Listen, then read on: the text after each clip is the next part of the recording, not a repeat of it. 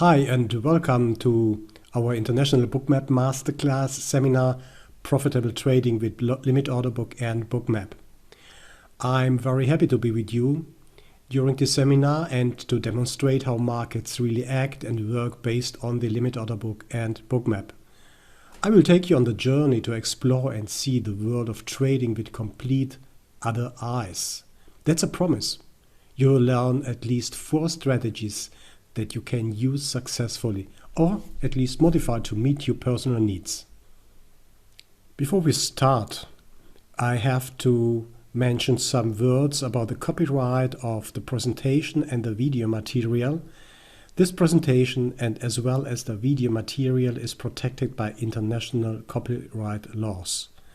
No part of this publication or video material may be reproduced, distributed or transmitted in any form or by any means, including photocopying, recording or other electronic or mechanical methods without the prior written permission of the publisher, except in the case of brief quotations embodied in critical reviews and certain other non-commercial uses permitted by copyright law.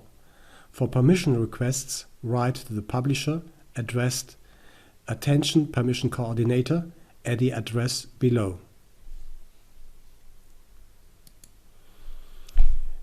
General trading risk disclaimer and important information and disclosure. TTW Trader Live Seminar presentation is for educational purposes only. All trading ideas discussed by the instructor are for demonstration purposes only.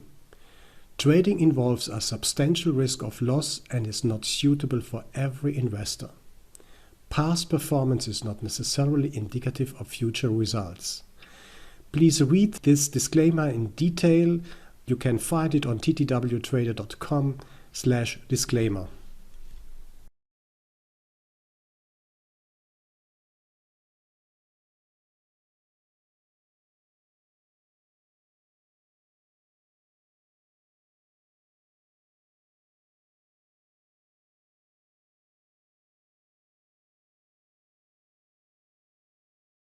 I would like to start with a video before I continue with my presentation. And let me drag this over there. This is the recording from last Friday. And before we continue in the presentation, I would like to ask you here the question. Let me extend this. I would like to ask you the question, or you should try to answer the question. Is this an area for buy? Excuse me, I will go a little bit back. The price will come down here to this area. Is this an area for buying, for selling, or to sit on your hands and doing nothing? And the more important question is why? So have a look at this area and answer the question buy, sell, or stay aside. And the most important part is why. Please give me a reason why you should act so. Please have a look around here. Again, price is coming towards this VWAP, but I don't believe the VWAP is important here. Walter, this is George. I would say this is a sell because if you look at the volume at 1530 versus the volume up here close to those highs between 1617 and 1630, the buyers are running out of steam. Okay, thank you. Bart wrote, in this situation, I'd hold off from a trade, no clear direction for me. Okay, let's go a little bit further here. I would sit on my hands or buy here. Okay. And why?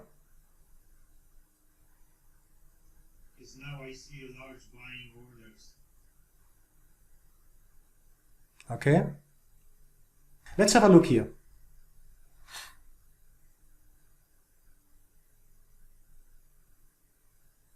So in a few minutes.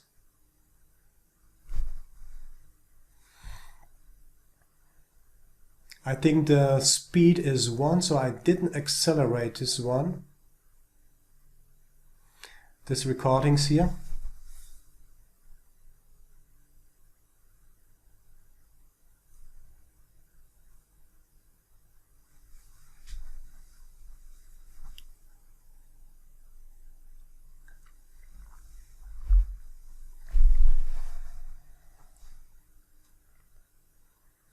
I don't want to comment at the moment, but only let you watch what is happening here.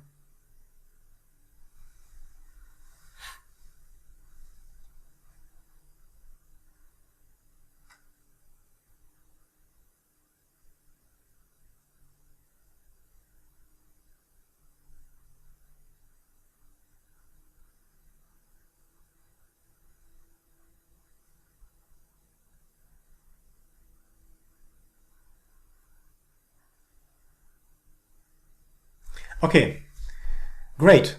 So I would like to show you why this was a buy. And long before the buyers came really in and lifted the price to 31.10 and above. Maybe, I don't know whether you have, and we should talk about that this evening or tomorrow evening latest, because tomorrow we will go through the exercises in the later afternoon, and I would like to say that this is an absolutely important part of your trade, or should become an important part of your trading, because this is the limit order book. We will see why this is important. But more than that, it shows you exactly here in this traded column what is really happening and what is really traded here. At the motivation part, just to show you what we are doing or what we will do this week. This is a recording from last Friday. This is the ES future. And my question was, is this an area to buy or is this an area to sell? And I would like to point your, let me find it. I would like to point your attention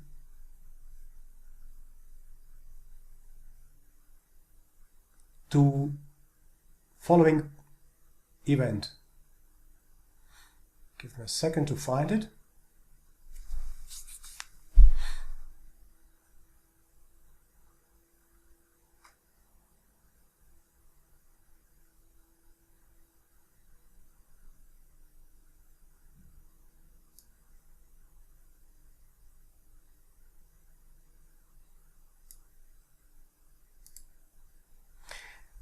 Do you see what is happening here? Do you see what is happening here? Look here. Look here. We will go very intensively through this part today, through this limit order book. And what you see here is 132 contracts are waiting to be bought, or there are 132 buyers sitting on 750 here. Okay? And you see what is happening. At 7.5 here, 3107.5, they sold 1013 contracts into 7.5. How can this be? And how can this happen? Because we see 132, but they sold 1000 contracts, more than 1000 contracts into the 750. Do you have an answer maybe to that, or speculation? It's absolutely open. There are no right or wrong answers, but let's discuss about this behavior. We will see in the following hours today what's behind that. Okay? What is this? We have 1000 sold into 750. The passive buyers are absorbing the sellers, keep hitting the bid. Absolutely, absolutely. You see, the point is, I don't want to go deeper into this bit, because I I've developed a logic how to go through this whole stuff here. But you see what is happening here. They are hitting the bits, they are hitting the bits, they are hitting the bits. And the buyers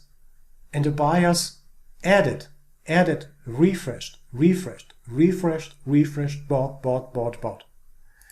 That means if we see such numbers, such huge numbers on either the buy side here on the bid side or either ask side, it doesn't matter, then we know something is happening, something absolutely important is happening here.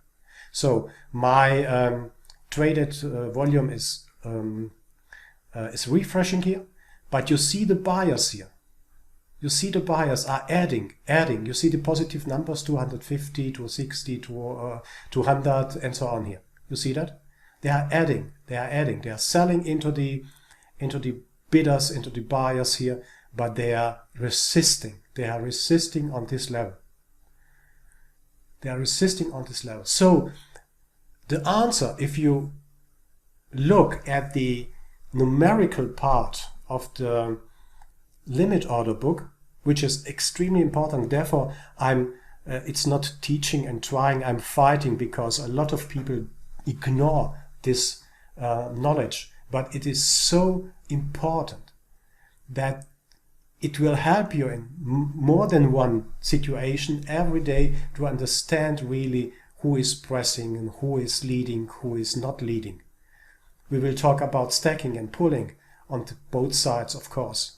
And if you look again, what happened then?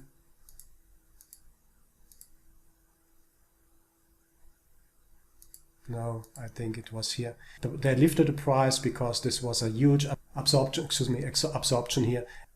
I hope you are a little bit impressed by that, because by the end of the week, we will work the next days with limit order book and bookmap, the visualization part of the bookmap.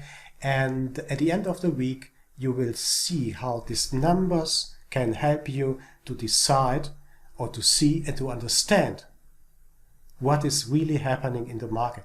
It is really impressive, guys. It is really absolutely impressive to see that working. And my motivation for today, we will first start with the limit order book, and then continue with bookmap, so that we bring both worlds together.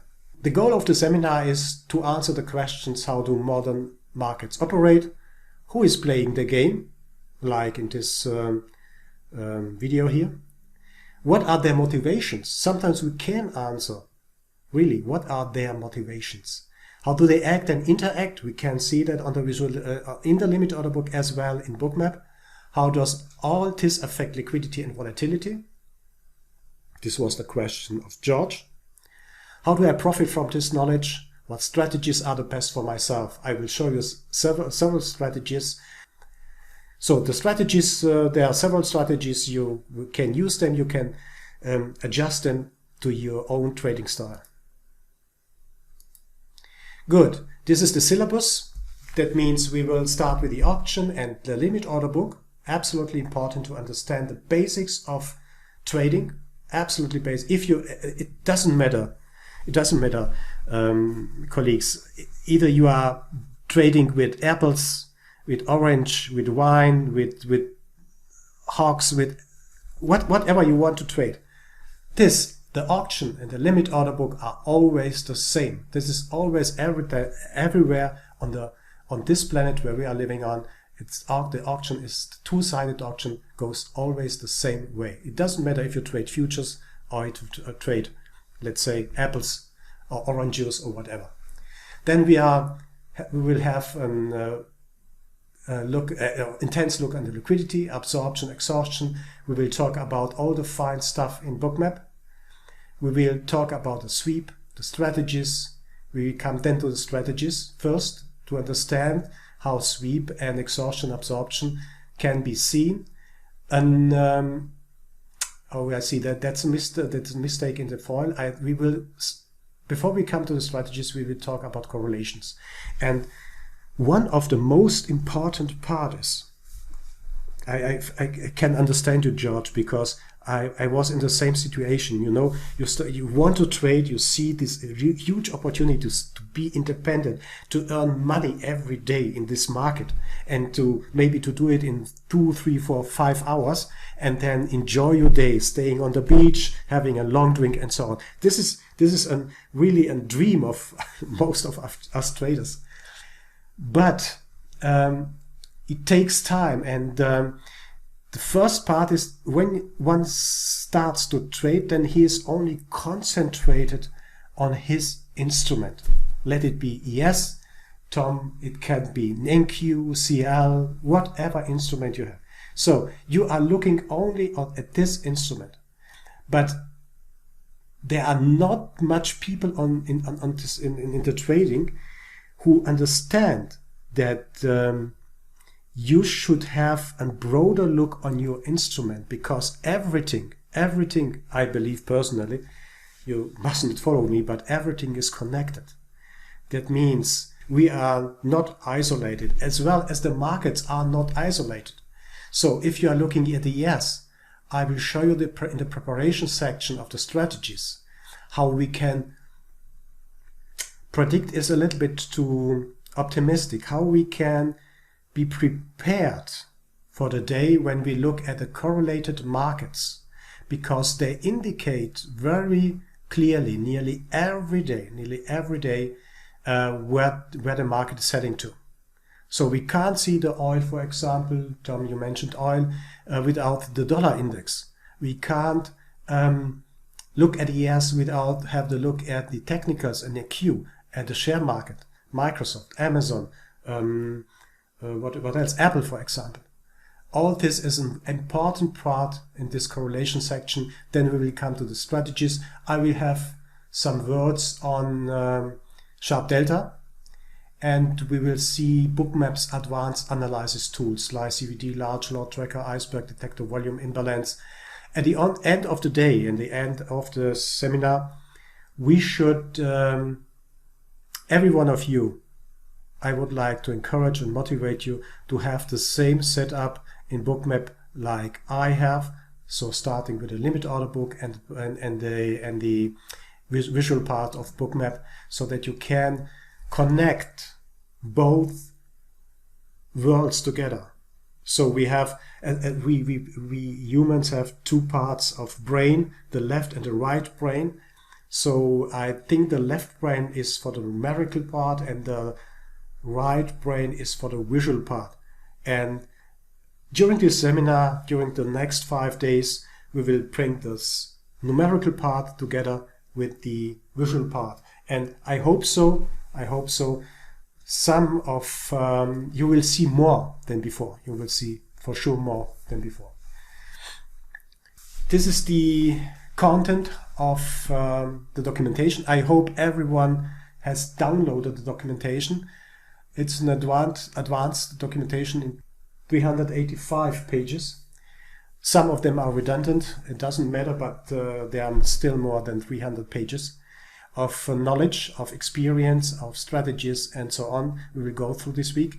We will start with the auction, limit order book, market mechanics, liquidity, market terminology, visualization, strategies, understanding liquidity, sweep, trades, and pullbacks, then correlations, then trading preparation, execution summary. I have put a new chapter based on the experience in the live education room, sharp delta. VWAP is an important part, and we will go through the advanced analysis tools. We will talk very briefly about the data feed, option expiration, trading advice. I don't know, I don't believe it's necessary to go through, but it's I left it in this documentation. Every file will be uploaded by me in the Dropbox, so you have the link. Please download also the feeds, the recordings. I will upload to the Dropbox. Please download it from Dropbox. If you have some issues to download, please let me know. Normally it should work. There are also, let me show you that.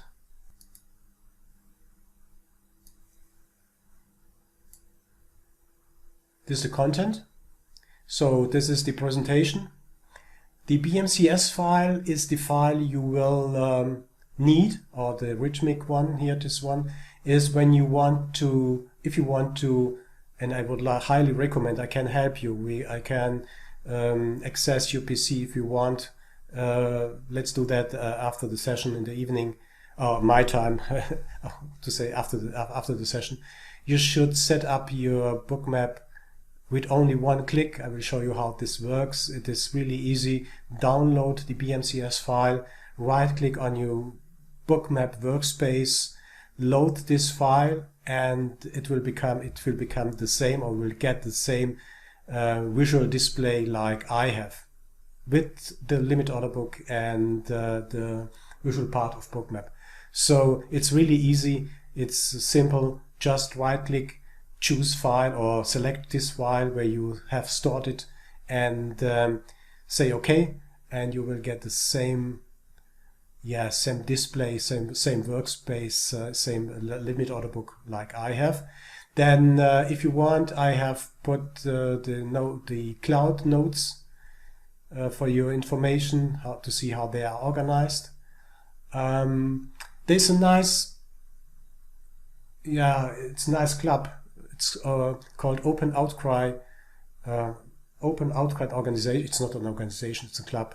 It's for fun. So it's a funny. If you want to participate in the Open Outcry, which is a part of the auction, look at this material. Go to their sites. You will find out how auction really works. Then some displays, some videos here you can download, and I will put also the feed.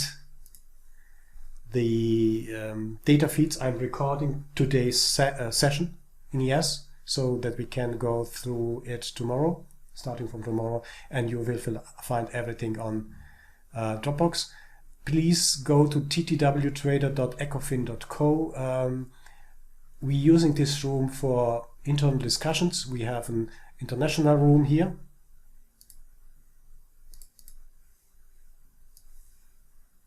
So we have German floor, and then international floor, and we have as well the signal room. I'm posting my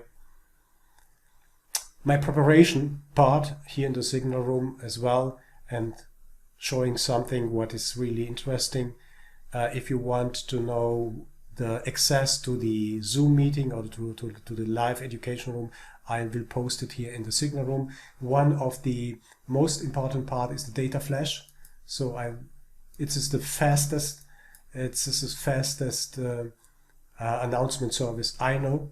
So use it if you are using Ecofin or this room. It's for free for you. So it's really nice, and all the latest headlines will be announced here in the data flash. So I will close this everything. Video recordings will be available via Vimeo. Live education room is going to be like this one, Zoom with, and Skype for direct contact. If you have need to directly contact me, either use please Ecofin or use Skype to contact me. Okay? Let's start with the limit order book. Now we are coming to the Open Outcry, because we are not in a room together. We will play it virtually, so don't take it serious, but we will learn some important parts of a limit order book and how it works. From my point of view, as I said, it is imperative to understand the function of an order book or depth of market, also called depth of market dome, because it is the ground or base for everything what happens in every market. So let's start with the auction and the limit order book. Let's go very briefly about this chart here. We see the TT trader here on the left side from my side. Then we see the jigsaw trader, and we see also the book map. You know, in an auction, traders communicate their buying or selling desires to an auctioneer. who collects and records this information. This is extremely important to know. We will make an exercise, a very small and nice exercise here with an auction. I will be the auctioneer, and I said in an auction, you communicate your buying and selling to me as an auctioneer. Buyers are invited to post bids that state the maximum price at which they are willing to buy, while sellers are invited to post offers that state the minimum price at which they are willing to sell. When posting bids or offers, each trader enters into a firm commitment to trade if he wins the auction. So if you are placing a trade, you enter a firm commitment to trade. And that's an outlook to the liquidity part in the language of modern financial markets. This commitment is called liquidity provision. We will talk about liquidity and how important liquidity is, but we have to make distinctions between different types of liquidities. Auctioneer, like me later, gathers these bids and offers into an order book. This order book describes the quantities that are available for purchase. This order book describes the quantities that are available for purchase or sale. Here, purchase here, sale here. At each specific price. The dilemma today, so far as I see that for all traders, we are not used to read a limit order book or a DOM, or even understand it, because most of us started trading with traditional charts and indicators. That's the reason why it is hard or even not possible to understand the principles of an order book.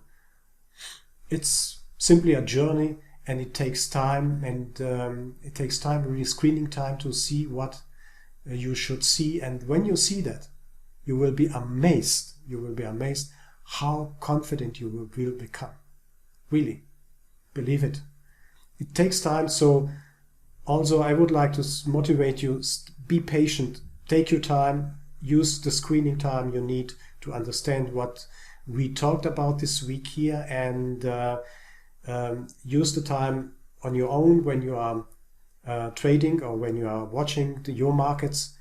Take your time to understand how both worlds, the numerical world of the limit order book and the visual world of the bookmap, can be brought together to give you an excellent view of the market. You will understand it, and I'm sure you will follow a logic.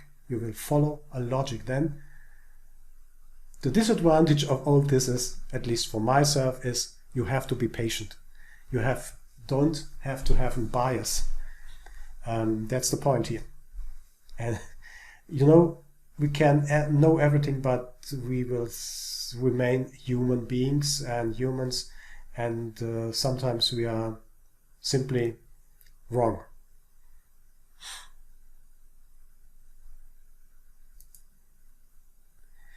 Over time, markets have evolved away from appointing designated market makers. Today, most liquid markets, by that I mean including stocks, futures, and foreign exchanges, are electronic and adopt a so-called continuous time double action mechanism using a limit order book, in which a transaction occurs whenever a buyer and a seller agree on a price. I will show you that this is described also on cme.com very intensively. I will go through that during this week to show you how the CME describes this mechanism, the continuous time double auction mechanism. It's described extremely good on the CME side. Absolutely important to read, or at least important to know that there is something like a double auction mechanism and how it works. Limit order books require, and that's very obvious, neither a human auctioneer nor specially designed market maker to facilitate trade.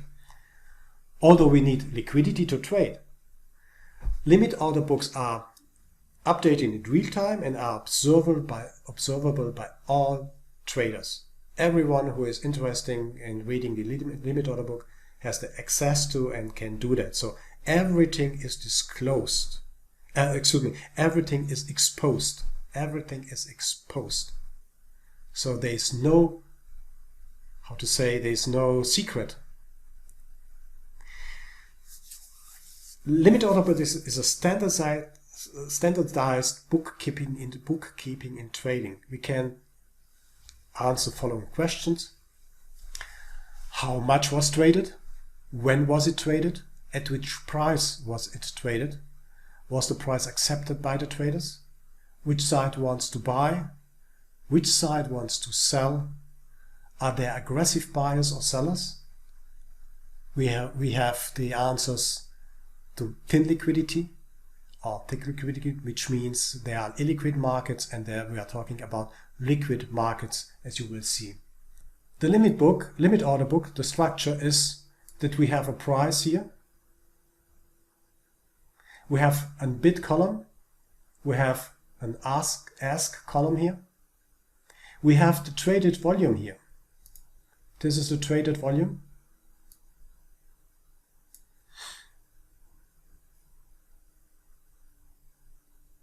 And these numbers are refreshed every time when buyers or sellers come in, or the aggressors. These are the aggressors here, when they enter the market and trade with either the buyers on this side or the sellers on this side. We have also the snapshot. Look here. We're talking about snapshot or delta volume, pulling and stacking of limit orders. That's both columns here.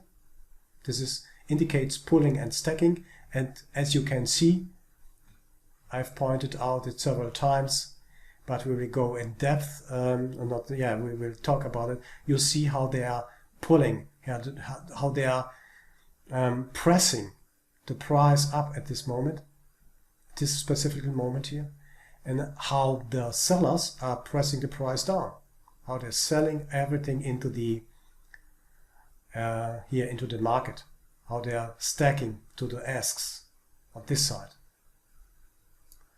We have also some statistical information, like we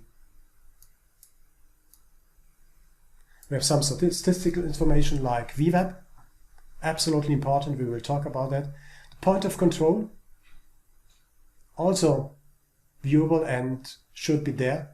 It doesn't hurt to have it on the chart, because both indicators are calculated in real time. There's nothing lagging like volume.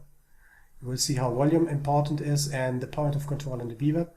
This additional statistical information. We have the volume profile here on the SVB side. You will see that. So this defines an excellent and great limit order book. Once you have this on your chart, you begin, and your brain starts to combine the numerical world of the limit order book with the visual part and the visual world of Bookmap. And you will see things when you combine both worlds that you have never seen before. Maybe you remember this fascinating movie Matrix 1, where, how's the name? Where, do you know the Matrix? Where Neo and the other guy, he showed him two pills, red and green, I can't remember, and he has to choose one pill. So you will get the right pill this week to see how both worlds are connected together.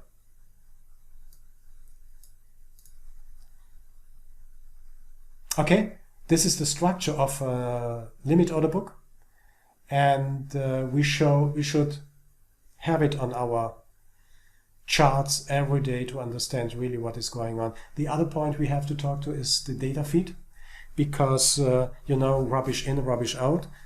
Maybe you know this saying.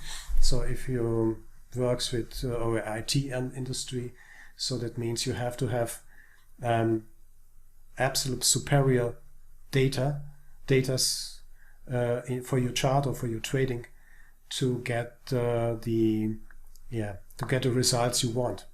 So if the numbers are not okay of a data feed or of data feed provider, then you won't get anything unreasonable output on your chart. Now that's what we talked about, what I have shown you. This is the former Jigsaw platform, and I'm using that because it is extremely well organized.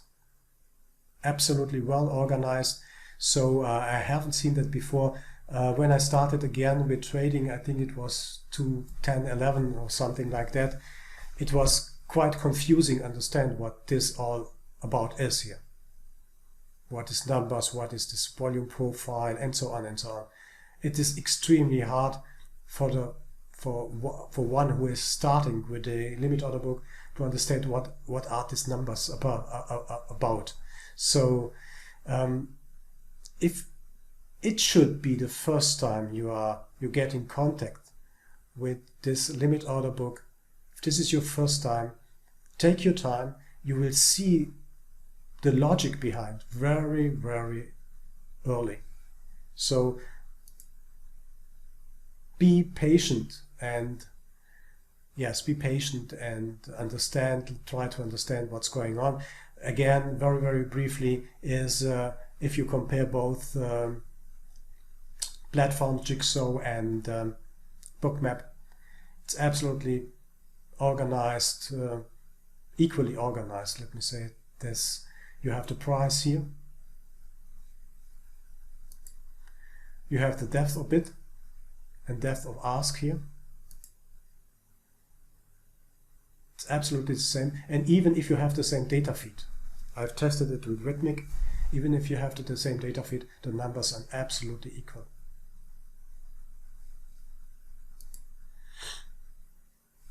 You have the best bid and the best offer, like here. Traded volume, we will talk about aggressors in this column here. These are the aggressors. The only what we can't predict, I would like to say that in this way, is that we can't predict when the aggressors are coming in. But we see when the aggressors are hitting the bids, for example, and they can't break the price down, like in the first example we had today. So the snapshot column is one of the most underestimated columns.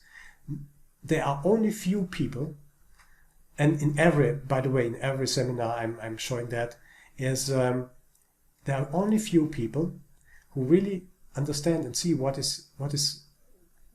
these columns, the snapshot columns here, or delta columns, are really helpful when it comes to trading, in the real trading.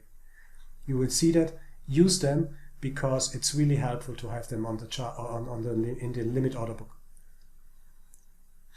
Most of the people ignore that, but I would recommend use it. It's a simple mechanism. It's only adding and subtracting. But because these numbers here are changes so fast, they are bought and then again stacking again. Also here. So they are refreshed so fast, it's impossible for us, for our eyes, to follow these numbers here and to see really what is happening. This gives an idea. This gives us an idea what is really happening at those levels here. You can use 5 levels, 1 level, 10 levels. I'm using simply 5 levels. That's my preference. That's my definition here in Bookmap. You can change this. We will see that how to change that. Play a game today.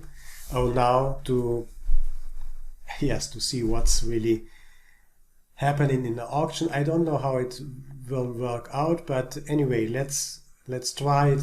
It's simply fun. let's do a little bit action here based on the auction. In the live seminar, we have for every participant $2,000. That means it's how to say, play money, and everyone gets $2,000, and he has to buy or to sell in this game. I'm the auctioneer, I'm the market maker, so we will do a very simple auction, nothing special behind, but it might help us a little bit better to understand what a limit order book is, what an auction is. It's a little bit more complicated, so if you want to go deeper into this one, visit the Open Outcry Club. You will find the documentation on Dropbox, as said, so you can go a little bit deeper into the auction. It's absolutely fun, and from my point of view, not only fun, it expands your knowledge. It expands your knowledge tremendously, to a great extent. We will do the auction, understanding the organization of the limit order book, the limit order book terminology, understanding your role as a trader, understanding what moves the price, why is the price going up and why is the price going down. Let me define some rules, guys, and please be concentrating. We will do that only, let me say, 5-10 minutes, not more, and then go into the discussion. It's an open outcry. So I am the auctioneer and the market maker. I'm the supervisor here. We will not sell. We will not do short selling. So we will not do short selling. You will only trade market order. As said, no short selling at the beginning. Duration is, let me say, 10 minutes or so. We will see how this evolves and what happens. At the end of the auction, you have to be flat, and I must be paid. So anyway, if you are in profit or if you are not in profit, I must be paid, or at least I'm the broker and the auctioneer. I want to be paid for that. I would suggest, please note that you have $2,000, and we will start with the trading. Let's use the chat because I need time. To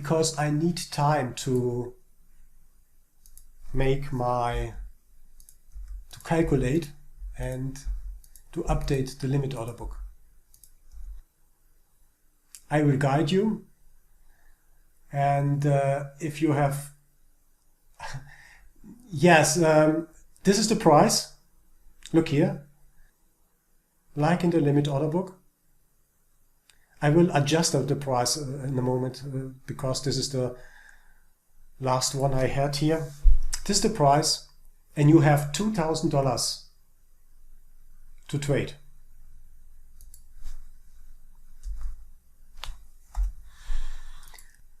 Yes, we are simulating the future market.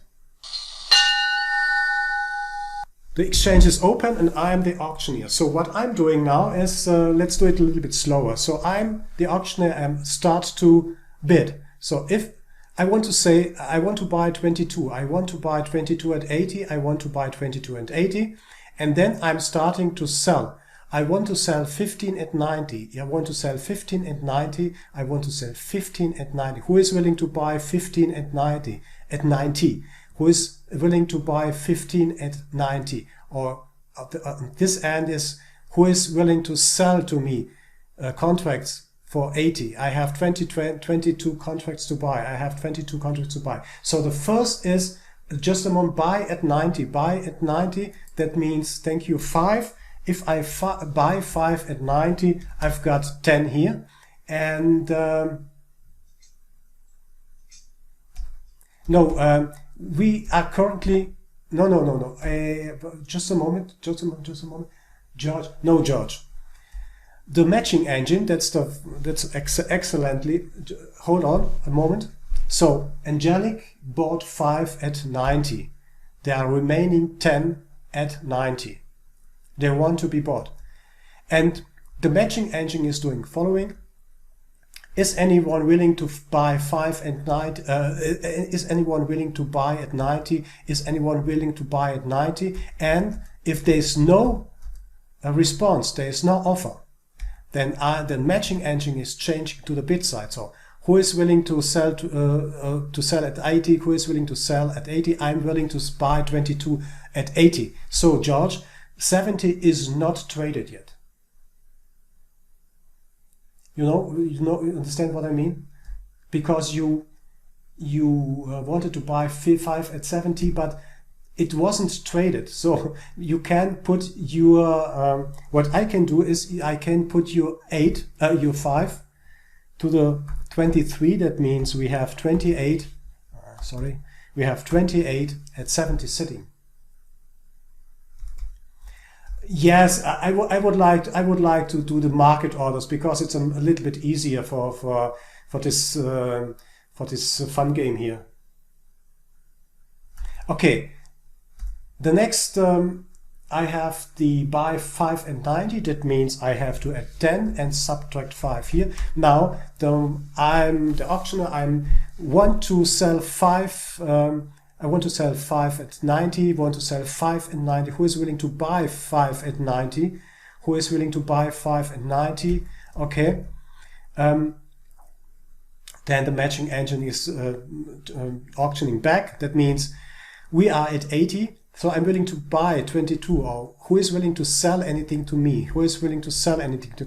The problem here is, guys, that no one can sell at the moment because no one bought. So the only two guys who has been buying at the 90 was Angelic and Bart. Sorry, Bart, I missed you too.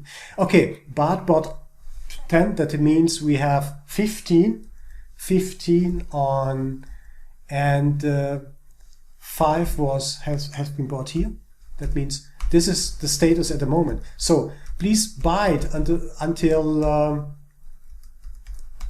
and then we can sell. So now we are trading we are trading at 190. Best bid, best offer. Best bid and best offer. Who is willing to buy 8? Thank you, Bart. So that means we traded 13. We have 0. We have to lift the price. And maybe you are noticing what is happening here on the bid side. So we are trading now 23 at 110. Who is willing to buy 23 at 110? Who is willing to buy 23?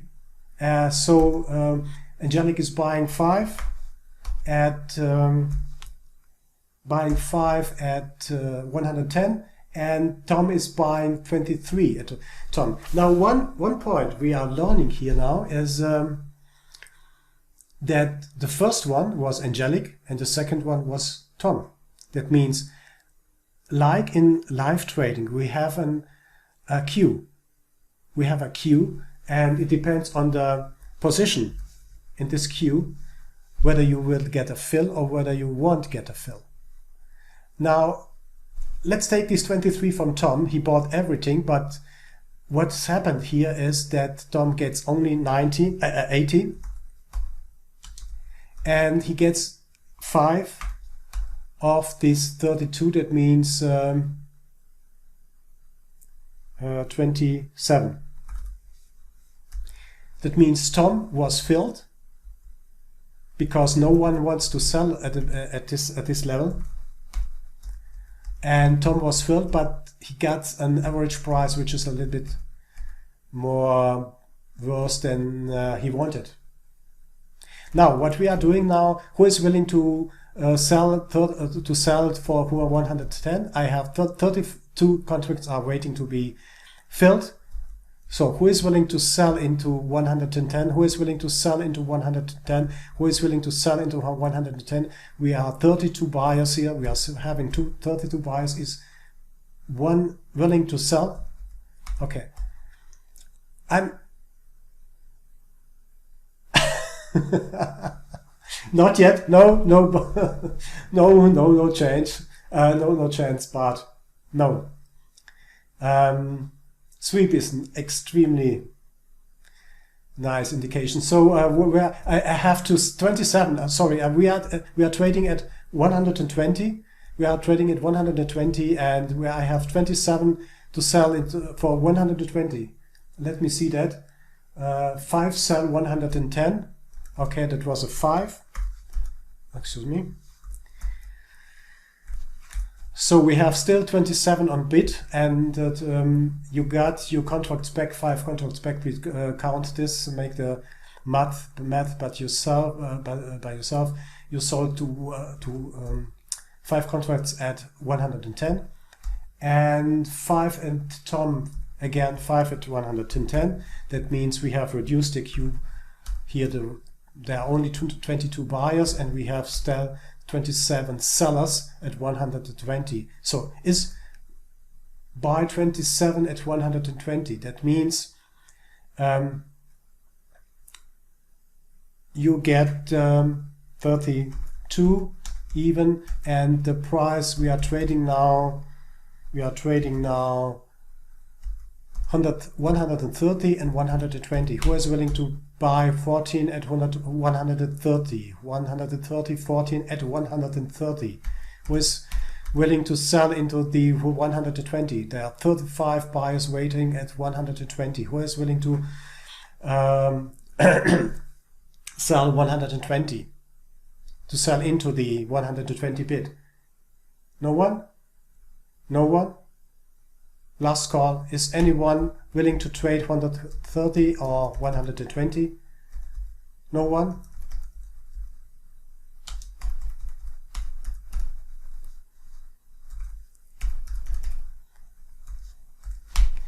Now we are trading 120 to 110. Is one ready to buy 33 contracts at 120? I'm selling 32 contracts into 120. It's a little bit 32 at 120 and 18 at 110. 18 at 110. 10 at 120. That means 22 left. 22 left. Again, 32 at 120, 22.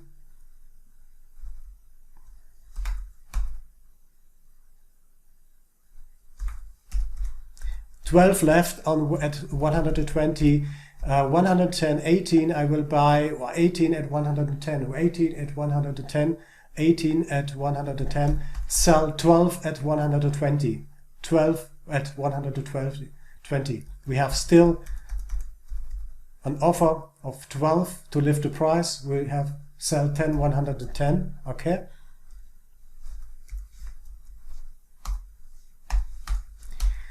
Now the situation we have, I want to buy 8 at 110, 8 at 110, and 8 at 110, and let me place this one here.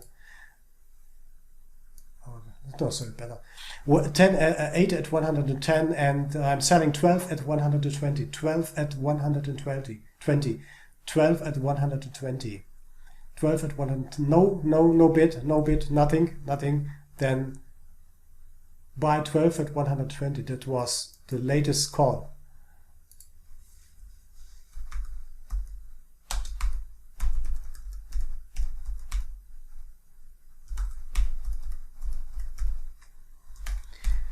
$34 at 130, 13, 34 and 13. We are trading at 130 with 34 to sell. These are contracts I want to sell. 34 at 130. Are you ready to buy 34 contracts at 130? Okay, bot is strong here. That means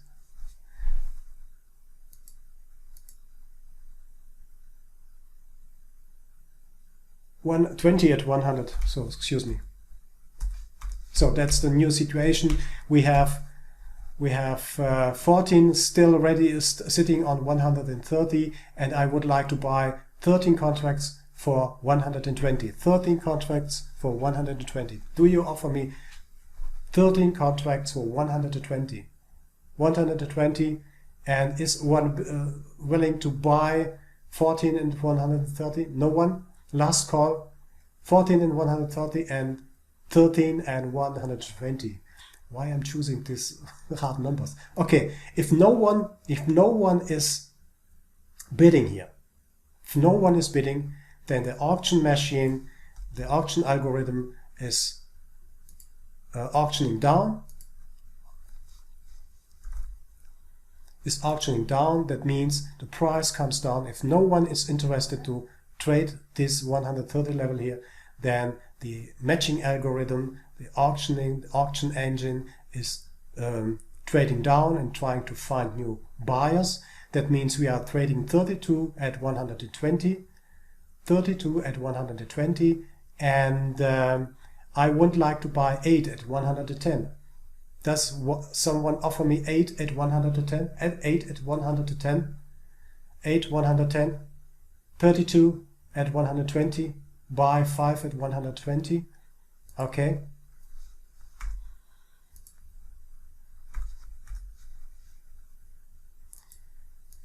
So I have 27 to sell at 120. Is this a fair price for you? 120, 120, 27. Buy 20 at, but you have only $2,000. Yes, you know.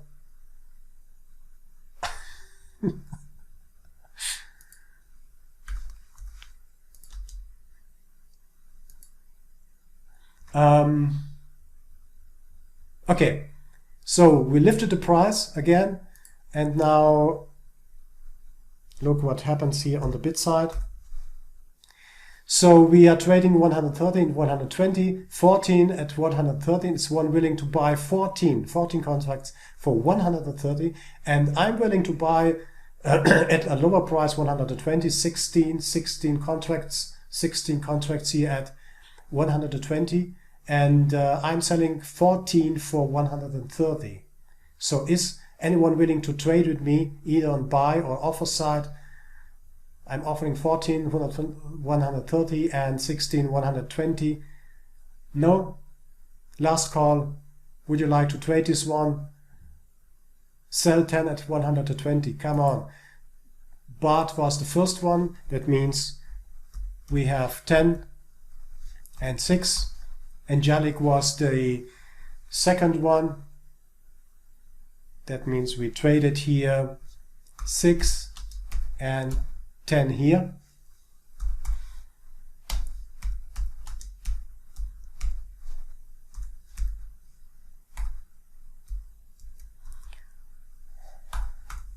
You see what happened here.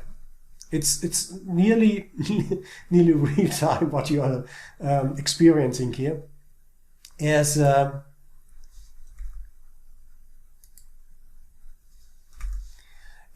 the price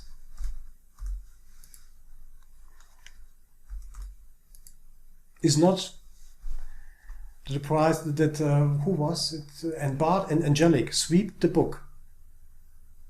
So the price dropped 2 price levels down because we had more to sell than the bidders were accepting to buy here on this side. And suddenly, I don't know who, I can't follow that, but Bart, Tom, George, some who bought at 120 here must hope that our buyers come back here to hit the bidders and to lift the price, come to break even. Because you are sitting at with your shares here around 120, 130.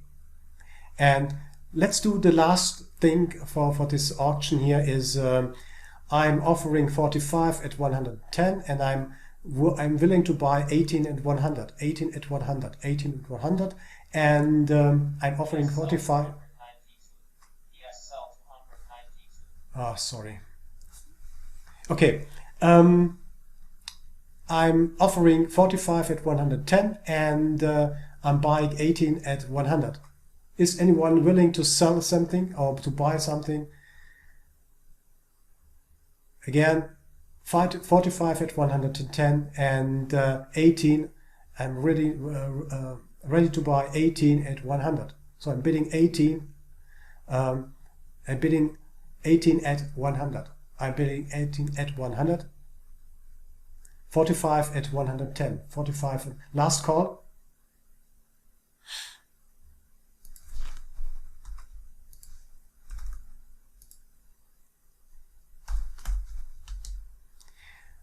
Next level we are trading is 190 because there was no interest in this trading this level. So we are trading 36 at 100 and we are trading 12 at 90. That means I'm offering 36 at 100. Is someone willing to buy 36 at 100? And I want to buy 12 contracts at 90. So I'm willing to buy 90, I'm willing to buy 19, I'm willing to buy 90. Is anyone ready to sell something to me? I'm buying. I'm sitting here on the 90. No one? Last call. I'm ready. Oh, what was this? This was a little bit too fast for me. George, buy 18 at 100. 18, that means 18. What's wrong here? 18 at 100. Bart buys 10 at 100. Yeah, I will process your 20s at 100 because this is a good example. So we delete everything here and we have remaining, what was it? 36. So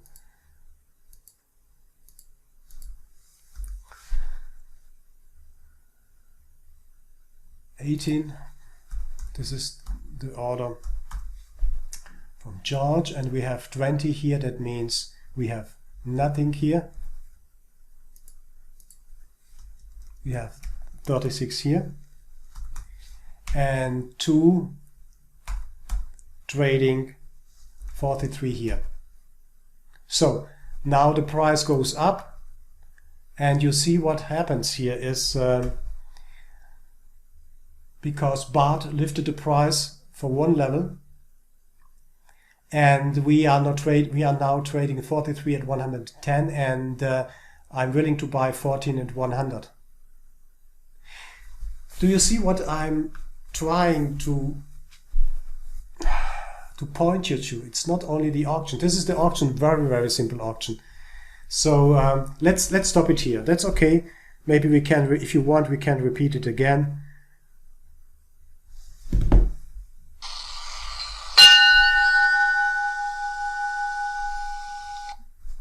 Great. Okay, the market is closed. The session is closed. The last traded price was 100. This is our closed price for this session here. And if you have noticed your buys and sells, you can see what the result is. So who bought here at 120 is still sitting on the 120. Either you hold it overnight and hoping that the price is going up here tomorrow so that you can sell your contracts, or if you are unlucky, in an overnight session they will hit this weak bid side, this really weak bid side, and bring the price down, further down. So you are in big trouble here with your 120 and 130 positions. Question so far? What was your feeling?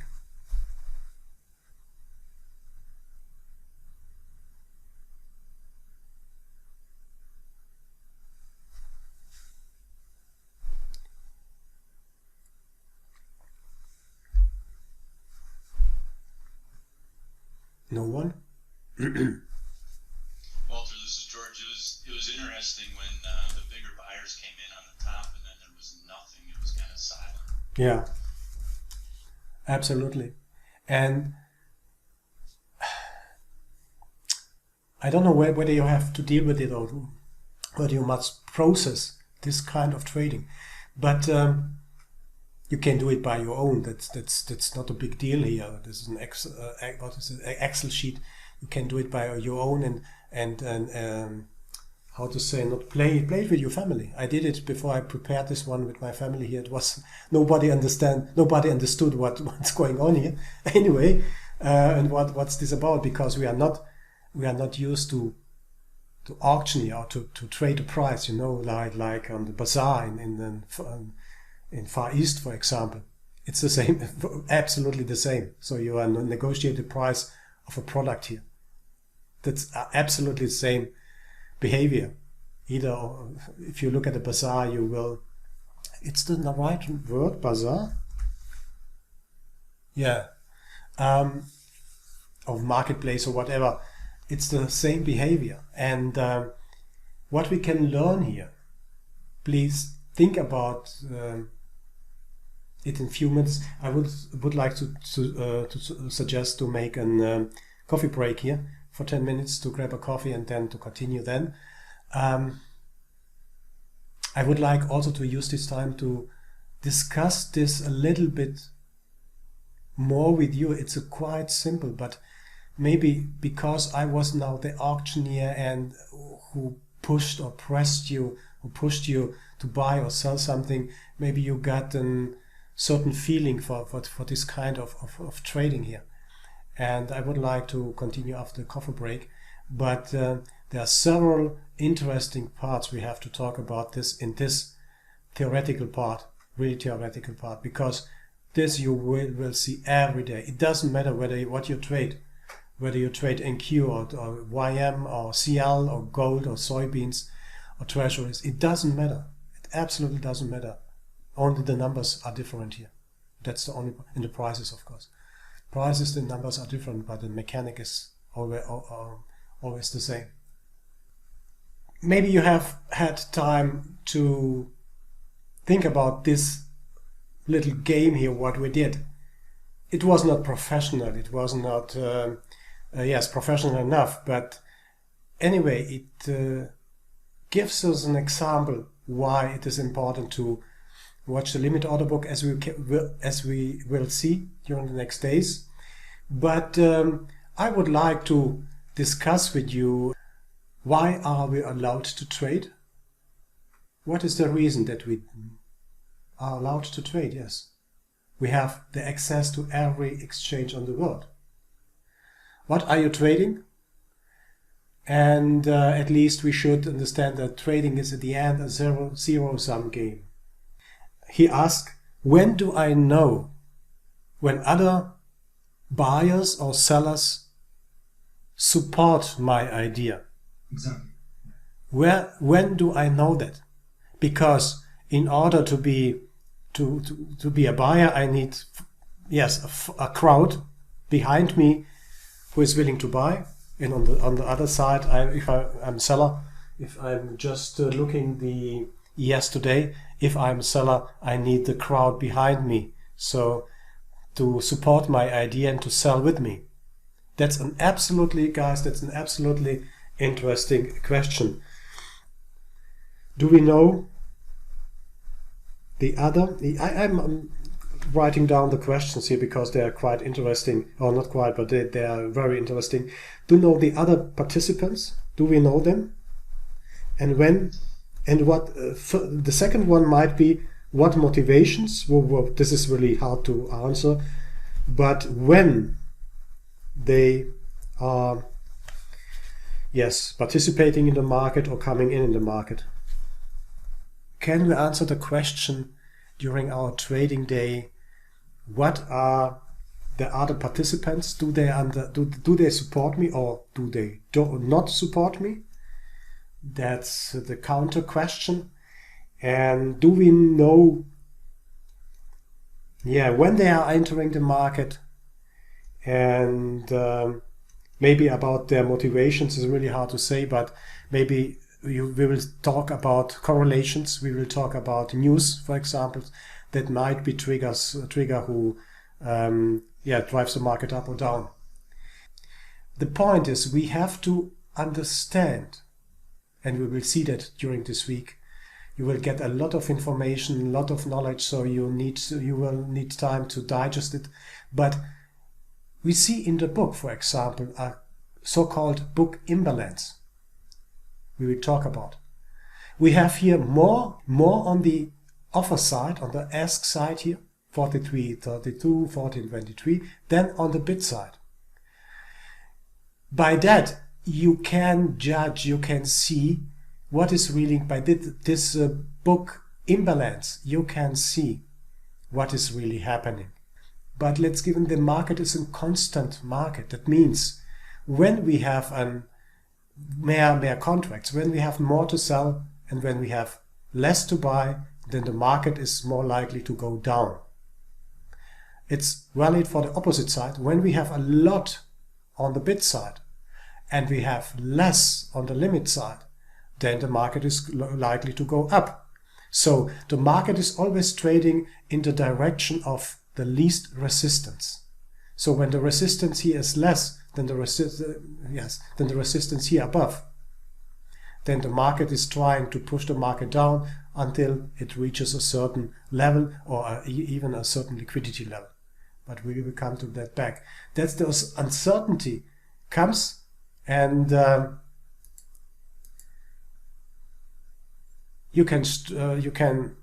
stressing it again. This uncertainty comes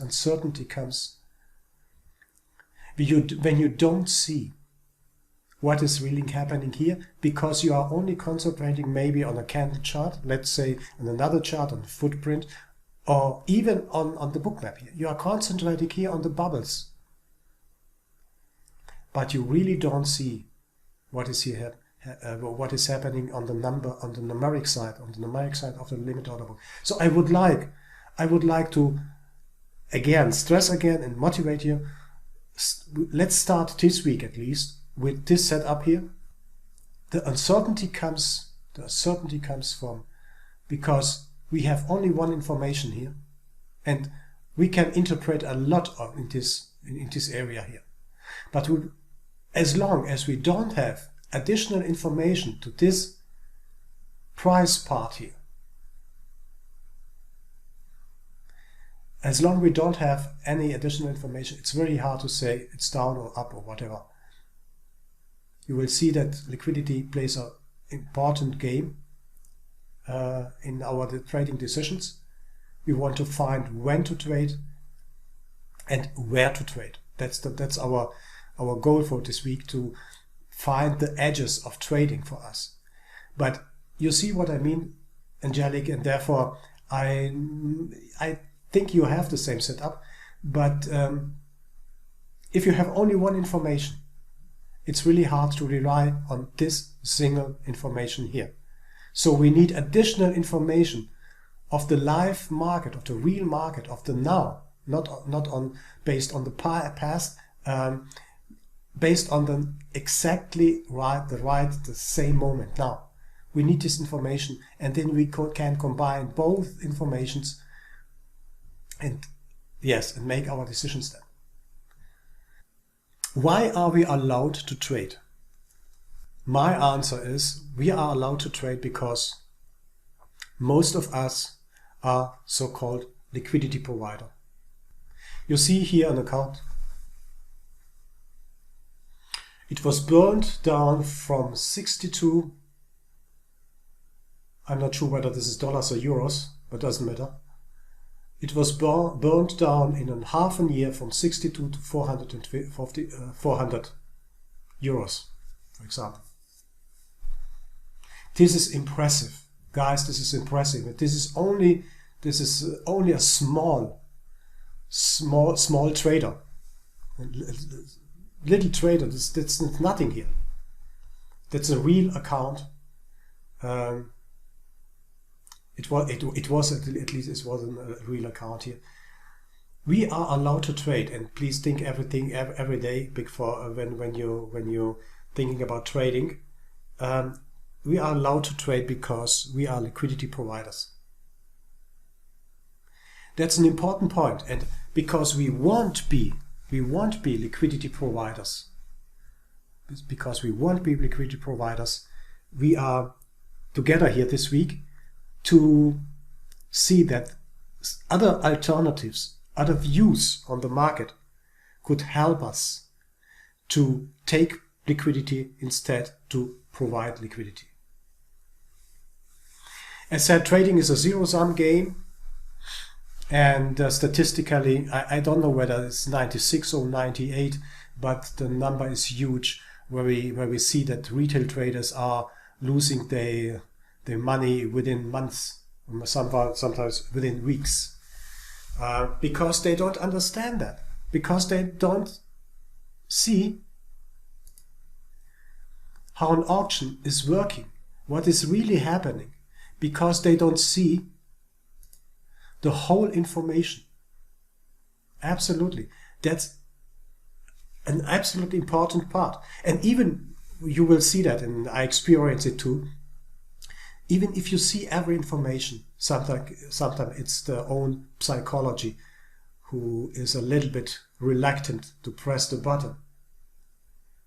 This is another part of the education we have to go through, but we are talking in this week only about the mechanic, the market mechanic, and the strategies around.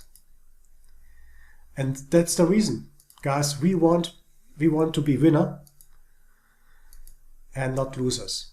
So let's go briefly to the limit order book. Let's sum it up what we have learned, and this is the foundation of the next days. The limit order book is the foundation of the next days, and we have to understand what is really going on in the limit order book. For those of you who are really new to this kind of information, it will take some time, but you will, after this seminar, will be very, very quickly in the position to understand what's behind. A limit order book. The limit order, it's very clear what it is. It is a fixed order. It is the wish to trade at a limit price. A limit order may be executed very quickly if it corresponds to the best bid offer price. A limit order may take a long time if the market price moves away from the requested price. The requested price is too far, and the limit order at the higher levels can be cancelled. That means, very simply, if you are trading, I think one of you bought 130, 120 here, and suddenly price dropped down because this level was vulnerable, or yes, more vulnerable than this level here. And then you are sitting, maybe you're placing also a limit order here and waiting until you will get hit, for example. That means if the price moves down, someone or you or whoever who is trading limit order side, you are sitting here and waiting, and the price moves, never touch this level here. So either you have to cancel it, or you wait until you get a match.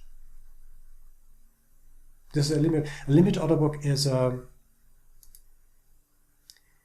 very briefly say bookkeeping for every single trade. Limit order book terminology. The market order is absolutely important. You have been the market order. This you can remember this very easily. You have been the market orders here. We played only one direction here, just to see how this whole mechanic works. Traders can put a market order, that for a buy order or sell order. The first shares will be traded at the ask price or the best price. The remaining ones will be traded some ticks upper in order to fill the order size. The ask price is then modified accordingly. That's what we did here, very slowly to calculate the traded numbers. But it's okay to do this now and then, so to understand the whole mechanic. When either the bid or ask queue is depleted by market orders or cancellations, the price is updated up or down to the next level of the order book. And this up and down depends on the matching engine. That's a program. So it's a programmed, yes, as an algorithm at the CME. If there is no bid at this level, for example, there's no bid, and suddenly one hits the bid here, then they are traded here. And when they eat every 14, for example, then the price follows down or goes down. Cancellation. Trader can put a cancellation of X orders in a given queue reduced by the size. Let me show you again where we are here. Now we are talking about that. So when either the bid or ask queue is depleted by market orders and cancellations, the price moves up or down to the next level of the order book. So to answer your question, George, again, if we are talking about cancellations, then we are talking about cancellations on bid or ask. Cancellations are a part of the strategy. Given you are, yeah. Is there a way, Walter, to see that happen? For instance, I know in the delta quotes, those are limit orders. So we're not seeing. Is it possible to see them pull the market orders? Yes, it is, but it's not very clear in the limit order book, because the limit order book is extremely fast, so we don't see them. But you will see in Bookmap the cancellation of orders. It's absolutely obvious to see that in the Bookmap how they cancel. You can, if you are trading only, for example, with Jigsaw and nothing else, then you will see also, you can see the cancellations, but it's so fast. Especially the best way to watch it is to trade the treasuries, for example, the 30-year, 10-year, and 5-year. Then you can sit in front of your Jigsaw trader or Bookmap, for example, better one Bookmap, and watch the numbers. You can go for coffee and then come back, and then you will see they have bought or they haven't bought anything. So if you want really to learn and to see cancellations of liquidity in the order book, then I recommend to go to the treasuries.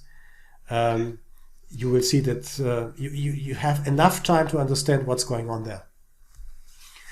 It's very, very hard for thin instruments like 6E or what do we have, CL and Q, for example. It's extremely hard because the liquidity displayed on both sides here is so thin that one contract of 20 contracts sweeps through the whole to all prices here.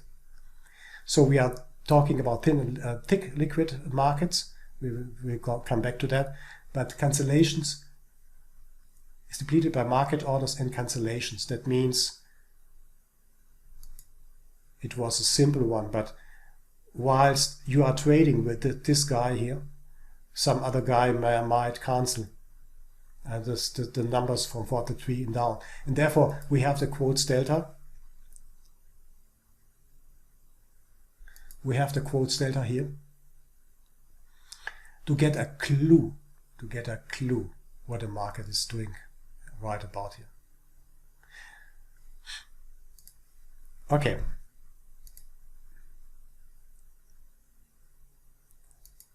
Sorry. Now, as we did it, the dynamic in the limit order book is that actual trades come in two forms. You can put a limit order or you can put a market order. So market order usually, if you don't use any chasing algorithm or similar, market orders will be executed immediately if the queue is there. That means we will talk about the CME and the FIFO in a moment. So if the queue is there, you will get a fill immediately.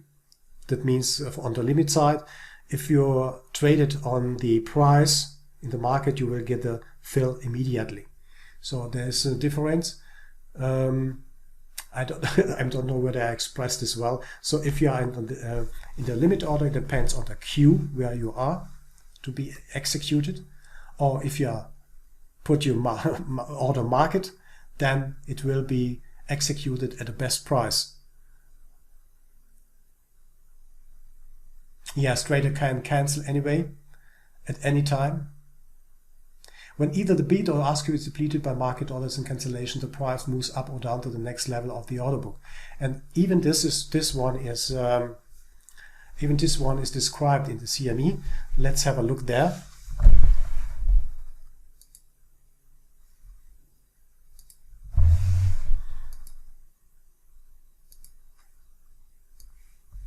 Okay, so this is the page. Maybe you are interested. Let's have a look at this short video. It is only 1-2 minutes of, yes, to 4 minutes here. We will get a brief overlook about the matching algorithm, and then we will have a really brief overlook and explanation of FIFO. Absolutely interesting to keep in mind. I'm not. Welcome. Can you hear my? This video provides an overview of each matching algorithm. Can you hear my screen? Supported on the CME Globex platform. A matching algorithm is logic that determines the allocation of matching orders and is designed to ensure that each market participant is given the best possible execution at the fairest price. This video includes a description and example of each of the following matching algorithms: FIFO, or first in, first out; FIFO with LMM, or lead market maker; pro rata; configurable; threshold pro rata with LMM; and allocation. This demonstration provides a basic example of each trade matching algorithm available on the CME Globex platform. Each example depicts a matching scenario using the pricing convention for the given product. The algorithm applied per product, allocation percentage, maximum, minimum, and all other allocation parameters are configurable at the sole discretion of the Global Command Center. Contact the GCC for additional details. The algorithm applied for a given product is determined by the exchange and shown in the CME Globex product reference sheet. Each product shows the applied algorithm and, where applicable, other elements that affect allocation, including top order allocation, FIFO percentages, pro rata percentages, minimum pro rata allocation, and how to address any remaining quantities. These are explained further in the examples. Okay, the last one I want just to show here, FIFO. FIFO stands for first in, first out. As the name implies, FIFO allocates by best price and earliest time on the order book.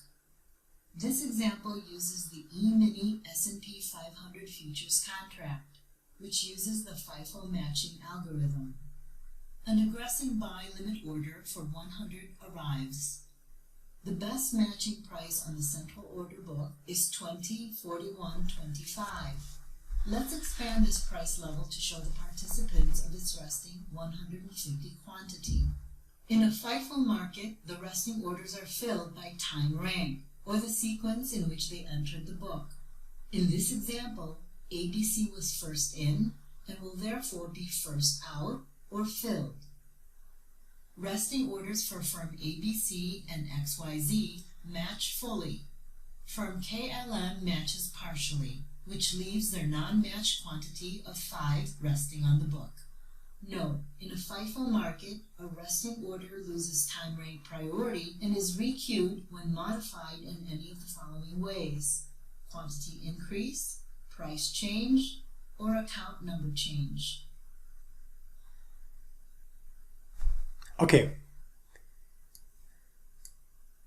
So if you want to know about the matching algorithm, how CME is organized, then please use this link, or you use the link above to go a little bit deeper into it, because we are trading on the CME and we are trading ES future, for example. The FIFO algorithm is important for us to understand, and what it means if you don't get a fill, for example, why we are waiting, because the queue wasn't matched, we have not enough buyers or sellers, for example, or we are the last in the queue. So we didn't get in the fill, so we have to chase the price, for example. The limit order book is electronical today, but we have to take care about, because it is the costs-free, wonderful solution and additional information source that we can use to improve our trading. What I wanted to say is simply that people make markets. It's obvious, but we have to remember that, I think, not charts and indicators, even in this age of electronic trading, people are not computers or still make the final decision. People don't make the final decision to sell or to buy from stocks and bonds and so on. The market, after all, is a collection of people buying and selling.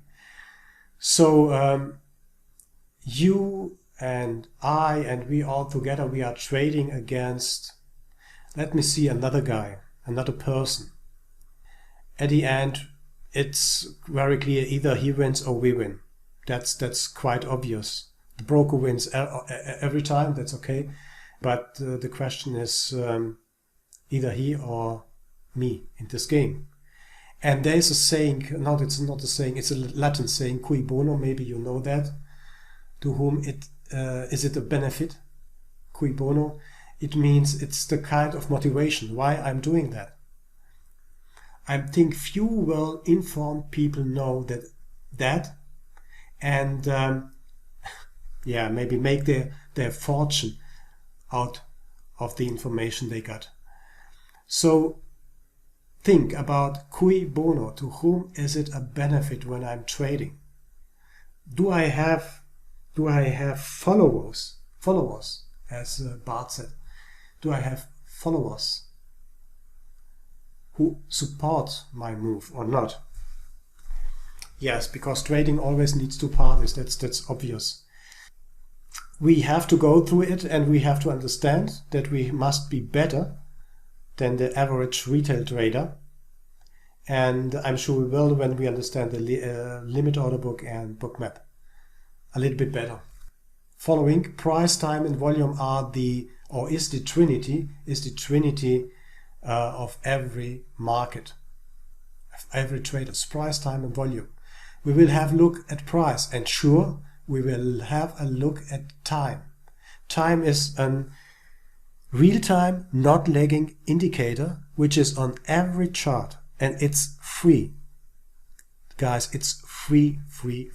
As well, the price is not free because we need, and volume, it's not free because we need good data feed, but time, it's free, and it is an amazing indicator when you look at a market even in time. And that's I think one of the advantages of bookmap, because it shows, let me find it again.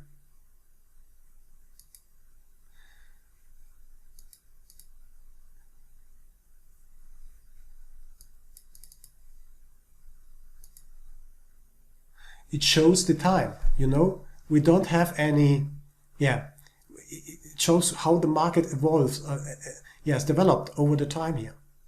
You see that? And it's so important to understand the time. The x-axis here on this line, you will see that, okay? So there are real-time indicators. Maybe we are not used to use them, but we will use them here in this seminar.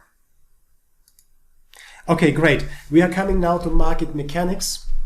Again, a little bit expanded what's around the limit order book. I would like to ask you now to come back to me and say, okay, this is the first part of the seminar. It's not over, but I would like to set the foundation. Even we are not going so deep. And if you want to make an auction again, we can do it tomorrow, for example, just for fun. It's absolutely important to understand it. Market mechanics, basic terminology. We talked about the limit order book. We have to have a look about around the other explanations and the terminology we need maybe from now and then to remember to talk about, because we have, from my point of view, we have to understand the terms and definitions of market makers, matching engine, aggressor, and passive trader before we go deeper into the market mechanics and impacts on our trading. So we are now talking about the market maker. These were special market participants which are legally obliged, or who are legally obliged to maintain a fair and orderly market in exchange for some special privileges. So there are, in former times, market makers are obliged to provide liquidity. To achieve their goals, market makers perform two tasks: quoting and clearing. That's what our broker companies today are doing. At least in the forex market, they are also quoting, but quoting is the exchange and clearing is the broker. But they had initially following tasks. At all times, a market maker must provide a bid price with a corresponding bid volume and an ask price with a corresponding ask volume. As long as they say as they are, or as long as they are not modified by the market maker, these quotes are binding or have been binding. In the sense that the market maker must execute any incoming sell order with volume less than or equal to volume at a price, and any incoming buy order with volume less than or equal to price has to be quoted. Clearing means once buyers and sellers have submitted orders that specify a price and a volume, the market maker decides on a price that makes the numbers of unsatisfied orders as small as possible. Satisfied orders are cleared. That means clearing. That's what the electronical part of the CME is doing. Is they are matching the orders FIFO, at least for example for the futures, for the CME futures. So this electronical market are, in former times, market makers, is responsible for the queuing and for the dequeuing of the orders. So they have the task to remain unsatisfied orders as small as possible. Satisfied orders are cancelled. Again, please write it down. Please keep it in mind. We will come tomorrow or on Wednesday to an extremely important part, liquidity. Please keep in mind, satisfied orders are cleared. So when the matching engine matches incoming market and limit orders, they are cleared. That means they disappear from the market. Given you and George are trading, so if he is selling something to me, then I'm satisfied and he is satisfied. So every one of us are going back. So we are, how to say it, not disappear, but we disappear from the market, and next one is trading then. Yeah, when the market maker comes in, are they putting in both limit and market, or just limit? They put the on the limit. The liquidity is always on the limit sides. Oh, yes, okay, great. So the liquidity is always on the limit sides, but that means when a market maker, given I don't know, maybe, yes, when you live in Chicago, you are on the CME, and given you coming in through this door, into the pit, and you are the one who provides liquidity only on the limit price. So you are obliged, as said, liquidity, because liquidity sits only on the limit sides. Remember that one? So I was the market maker. Here, I provided liquidity at 43 at 110 and provided liquidity at 100. That's not true in reality. Okay, that you know what, but you know the principle. So I'm providing 43 at 110 and 14 at 100. That's my task. I have some privileges. about trading, I'm participating, I have no costs, and so on and so on and so on. But I have to provide this liquidity, and that means market maker are always providing market liquidity. And by the way, colleagues, that means you and I are market makers. So as long as you sit here on the limit side with your contracts, you are liquidity provider. You are market maker.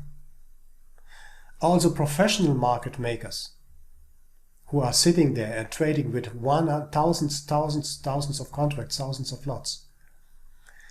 They have risk too. They may be hit in the wrong moment and they are losing money. So they are quite experienced, but if something happens, unusual happens in the market, they can be hit too. So they have also not only quoting or clearing, but they also have also how to say vulnerable, you know, they can lose money too. Yes, the market maker quotes play the role of signaling a sensible price to the whole market and thereby help other market participants to coordinate around a reasonable price. Please remember too, a market maker quotes play the role of signaling a sensible price to the whole market. Again, let's take this, our example here. I'm signaling by adding to the ask or adding to the bid side. I'm signaling what I intend to do. So, you know, what I'm aiming at the moment is following. What I'm aiming at the moment is to say that are signaling here on both sides, ask and bid, signaling ask and bid, what they intend to do. They don't know, and that's the risk of trading, what is happening here in the market arena here. Who is coming by? Who is walking by this one and wants to trade him? That's the risk. Therefore, you have to be extremely fast. Sometimes. Market makers' quotes play the role of signaling a sensible price to the whole market. They are doing it by liquidity, for example. They want to be hit here at 160, for example. Or they want to be hit here. Or they want to push the price up. Or they want to push the price down like I did here. You look here, 43 is still. You need 43 contracts. And here you need only 14 contracts. That makes perfect sense to me now, Walter. As you said here, there's more liquidity to the top, less to the bottom. So in essence, the market makers are saying that price is maybe overbought. Yes. It's up here. Yeah, absolutely. Okay. And let's compare this one again with this one. Let's watch this one here. So the market makers, look here, look at this one here. Come on. Here, for example, this area. I mean, we don't have market makers like on the pit. So you can be a market maker here, but you know, to consume 1,000 contracts here, to consume 1,000 contracts at 750 here, it takes a lot. I suppose that's not us here. We five are nothing here, not so big for the market, but given there's a big institution behind. Let's say there's an institution behind this one. They have, you remember this Latin word or Latin saying, cui bono?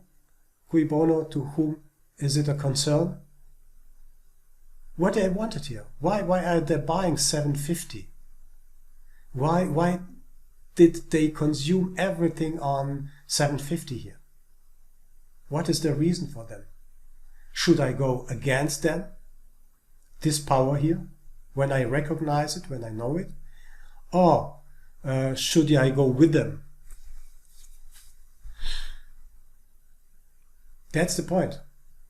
So you can be a market maker. You are, or we are, a liquidity provider every time we place a contract here on the limit side, given you are not trading market, given you are trading limit. When we position one here, or put one here, then this date will be updated to 59 here, this example, for example. And we are waiting to be hit at 575 here. So either we are going limit here, then if we put one contract to the 975, then this goes up to 278. You will see your contract maybe in the queue on the last position, but you will see that here. You will see your contract here trading or sitting on 975. So that is important to know. We will stress it again. We can see it here. We see something unusual happened here. We can have a brief look in this one and get the connections between those both worlds.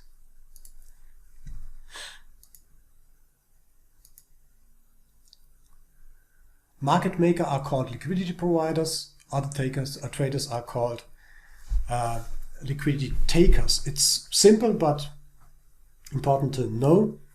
In a market where all trade is facilitated by these designated market makers, the participants, you and I, can be parted or partitioned into one or two categories. The market makers who offer trading opportunities to the rest of the market, and the other traders who have the opportunity to accept them. Traditionally, these categories are named to reflect their members' contribution to the flow of liquidity. Market makers are called liquidity providers, and others, traders, aggressors, are called liquidity takers. So you can be both. You can be a liquidity providers sitting on the limit side, or you can be a liquidity taker, executing market orders. Immediately get hit on the market order. The same point you will find here: aggressors and passive trader. If you are going market, you will be known as aggressor. This is unusual, but it seems to be an normal expression for market buyers. That means aggressors are traders who consume liquidity from markets. That means that aggressors are buying or selling at a current price. Other traders are passive because they provide liquidity to the markets by placing bids and offers that may not be filled or executed immediately. Yes, and it's obvious. Either these are humans, or they can be computers running any algorithm or some automated algorithm trading programs, for example. So we are facing a market who is mostly dominated by automatic trading. For example, to answer the question, what is a sweep and why happens a sweep? What leaves a sweep behind? Absolutely important question we will discuss later in 2 or 3 days. So the aggressors are responsible for volatility. What is happening here when volatility comes up? Not the limit. Limit traders are responsible for the volatility because they are sitting there leaning back and waiting. That's the picture they are painting to me.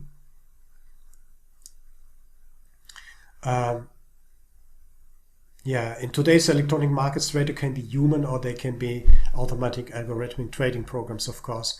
That's absolutely common. Aggressors are responsible for this volatility. If you look at oil, for example, or other thinner markets, it's extremely crazy to follow that. This price moves.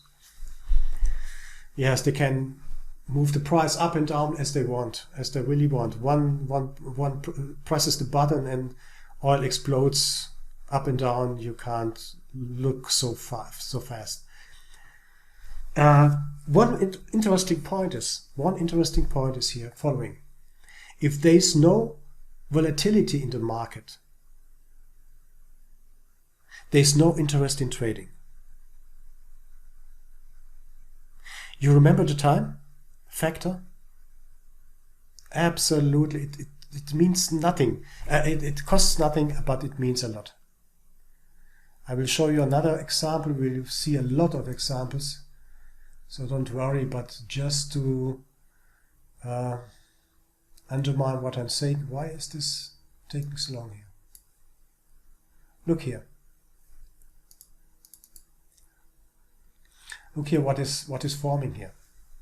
What I want to say. There's a lot, I don't know how long. Look here, this long. This long. There's no volatility here. Either the market is dead or something is brewing here. Something is happening here. There's no volatility at this trading. Don't want to explain it a little bit further, but anyway. So if there's no volatility in the market, there's no interest in trading. If there's enough or high volatility, then be sure that there are aggressors who chase the price up and down. This will be our daily observation. If there is no volatility in the market, lean back, go for a walk, do sport or whatever you want to do. It happens during the night sometimes, or also during the day when the market is waiting for information, for example. It can last 2, 3, 4 hours, no problem with ES. If there's enough or high volatility, then be sure that the aggressors, the active traders, will chase the price up and down. It depends on the liquidity on both sides. If this is a thin market or thick market, there are differences. So it depends really on the market. If the price is jumping like crazy, see oil and other thin instruments, or if it takes some time to evolve and show what is really happening there. Okay, aggressive, passive traders. One point I would like to discuss with you and then show you, maybe you're also thinking about that, is following. We are talking about uninformed and informed trader, and extremely important. You will hopefully understand on Friday why you are an uninformed trader.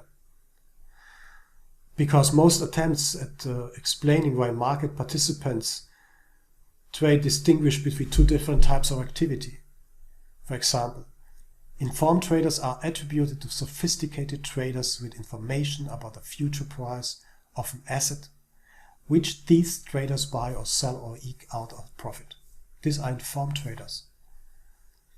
These are sophisticated traders with information about the future price of an asset, of the market, for example, to get out profit out of it.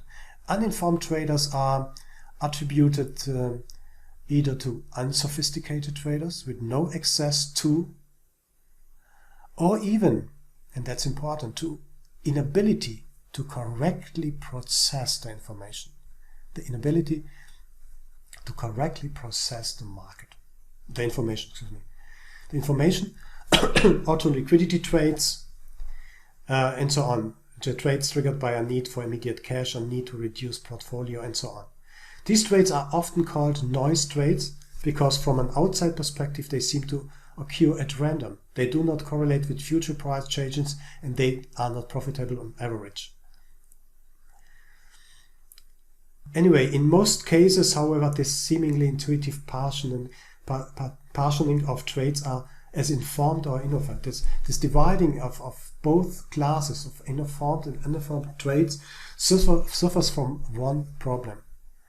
And information is sometimes difficult to measure. What means information?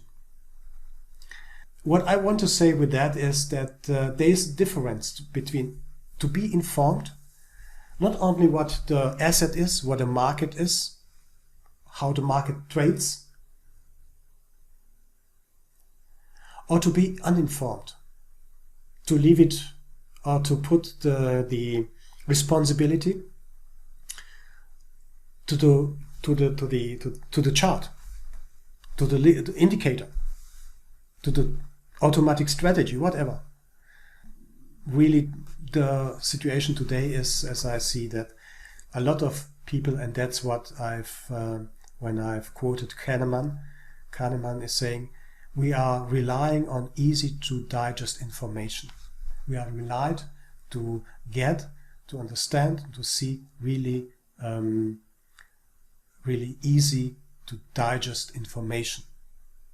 We live in a complex world, and in trading, it's really common to be feeded by trading rooms, by others who is telling us what the indicator is saying, up or down or whatever, doesn't matter. That's the difference between informed and uninformed trader. We want to be informed about the market, about the information we're getting. Therefore, I suggested to have a look at the data center or data center app on the Ecofin. You will be informed in a second when something happens, and there are certainly other services around trading who feed you with needed and important information. The matching engine or the auctioneer, we have seen that in our video before, enables electronic trading based on defined fixed rules. That's the matching engine. Matches two parties which want to trade. Matching engine is always fair. There's no human behind. And we talked about FIFO, first in, first out. The other you can see when you're following this site. Put a site also in the chat. The matching will have every time to do with a matching engine. Without the matching engine, nothing rules, nothing happens. Yes, and the matching engine's task is whenever a trader submits a buy or sell order, order book trades matching algorithm checks whether it is possible to match to existing sell or buy orders. If so, the matching occurs immediately as the relevant traders perform a trade for the agreed amount at the agreed price. Any portion of the order that does not match instead becomes active at the price, and it remains active until either it matches to an incoming sell or buy order, or it is cancelled, of course. Cancellation usually occurs when the owner of an order no longer wishes to offer a trade at a stated price. That's the cancellation we talked about a little bit earlier about the cancellation. So a matching engine always matches two parties. If you are buying or if you are selling, you have to have a counterpart. Either this is a colleague from I don't know, China or Europe, or this is another one. You don't never know who is behind that, but you are trading with an engine or maybe even with people. So the matching engine, we will see and talk about that very intensively, because it is absolutely important to understand what a matching engine is doing. Let's show how it works. It's easy to understand how it works. There are 12 contracts. One is bought and one is sold into these 15 contracts. The organization is, this is the green is best bid and red is best offer.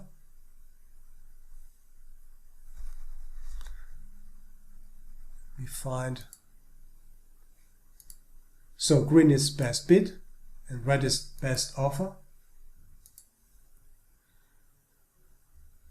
And the contracts are indicated either by numbers, or you will see in Bookmap like bullets here or dots. And you will see in the limit order book exactly what is traded. That's the expression in Bookmap. You know that that's the best offer and it's the best bid. And when you are going zoom totally in, when you zoom totally in, it is absolutely interesting to see what is really trading at what price, or which price, and what is exactly amount the volume. It's not, I didn't present it here, but when you go on the dot, you will see the traded volume, and you will see when it is traded. So we are talking about time, volume, and price.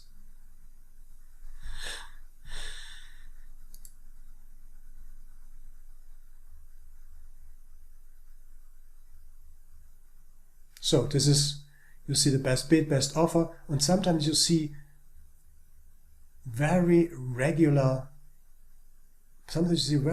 dots. You see sometimes an algorithm is firing here to bring the price up. So for theoretical discussion, this view is extremely helpful and good to know what's behind. But this is the visualization of the limit order book here. This is the same what you see here, absolutely the same. Only the presentation is totally different.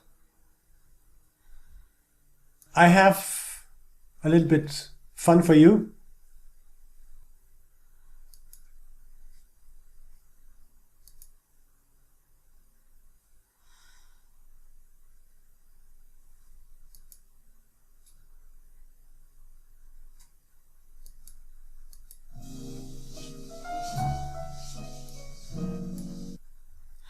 Great, guys, we had an interesting day today. I would like to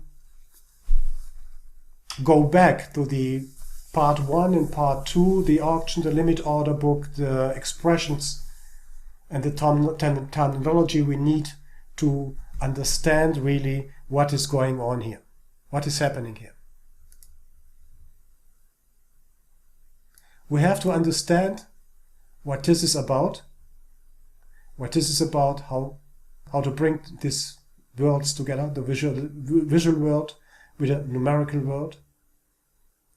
This is the task for this week, but the foundation of understanding what is going on here is in this part. I'm happy to be with you and hear you tomorrow. Thank you very much.